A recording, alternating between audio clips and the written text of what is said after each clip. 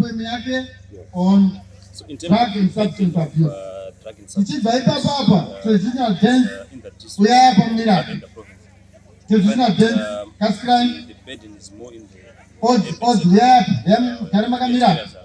Traditional dance, odds waenda kuti cash crime. Very urban, like on odds. That's where you are having more of the challenge. But it doesn't mean that in the rural areas we are not having the challenge. It's happening probably at a smaller scale as compared to urban setup. The spectrum of the drugs that are being abused, we are having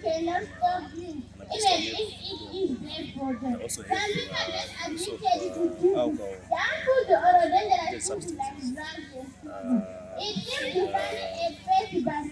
Effects now and mental issues challenges. Also a lot of breakdown in terms of family cohesion,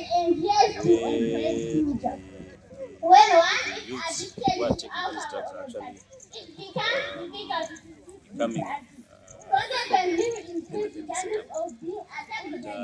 a ministry, I think our interventions are multi-pronged. We are working around early screening, early detection, early interventions. We are also offering more comprehensive packages of harm reduction.